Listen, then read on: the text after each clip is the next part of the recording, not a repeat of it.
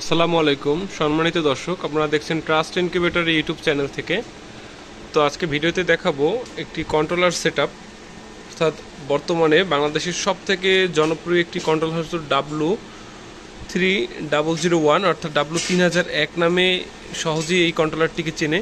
তো অনেকেই এই কন্ট্রোলারটির সেটআপ সম্পর্কে জানতে চায়, বা অনেক সময় অনেকে মেশিন বাসায় থাকে, বাচ্চারা সেটআপটা এলোমেলো করে ফেলে। আপনারা একটু ভিডিওটা দেখেন, জাস্ট 1 মিনিট সময় লাগবে, তাহলে আপনারা সহজেই বুঝতে পারবেন। দেখবেন এই কন্ট্রোলারের দুইটা সুইচ আছে, একটা দেখবেন আপনার হাতের ডান পাশে যেটা তীর চিহ্ন নিচের দিকে, আর একটা দেখবেন বাম পাশে যেটা তীর চিহ্ন উপরের দিকে।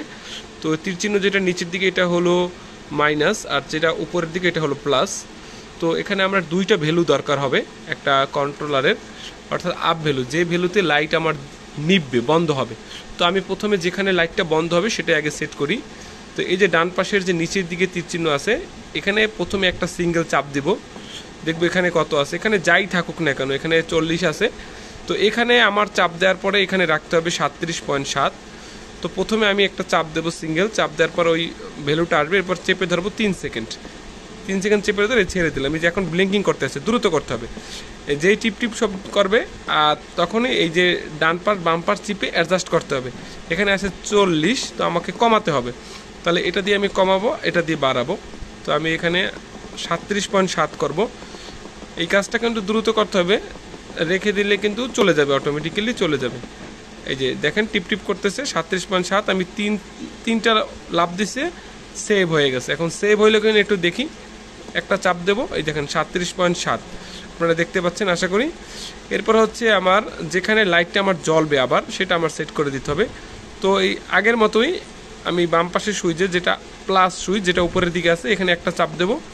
চাপ দেওয়ার পরে যাই লেখা থাকুক এরপর চেপে ধরবো 3 সেকেন্ড, ছেড়ে দেবো। ছেড়ে দেওয়ার পর যে টিপ টিপ করতেছে, এখন আমি অ্যাডজাস্ট করবো। এখানে আমার আছে 25, আমার লাগবে হচ্ছে 37.5। যেহেতু ওখানে আমি রাখছি 7, এখানে রাখবো 5। তো একটা জিনিস খেয়াল রাখবেন, ডান পাশে সবসময় তাপমাত্রার ভ্যালুটা বেশি থাকবে, বাম পাশে কম থাকবে এই কন্ট্রোলারের ক্ষেত্রে। এটা যদি ঠিক রাখতে পারেন তাহলে কিন্তু হয়ে যাবে। তো একটা সিঙ্গেল চাপ দিয়ে করতে পারেন, বা এইভাবে চেপে ধরেও করতে পারেন। চেপে ধরে করতে গেলে অনেকের বেড়ে যায়, এর জন্য একটু সময় নিয়ে ধৈর্য সহকারে আস্তে আস্তে এক এক করে টেম্পারেচারটা বাড়াবেন। এখানে 37.5 আমি করে দিচ্ছি। তাহলে আমার বাম পাশে থাকবে 5, ডান পাশে থাকবে 7। এই যে আছে 5 আর এ পাশে আছে 7। তো আমার এই যে আউটের বাতিটা জ্বলতেছে এখন, তার মানে ভিতরে এখন লাইটে লাইন গেছে। 7-এ যখন টেম্পারেচারটা হবে তখন অটোমেটিক বন্ধ হয়ে যাবে, আবার যখন 5-এ আসবে তখন চালু হবে। ধন্যবাদ। না বুঝলে কমেন্ট করবেন।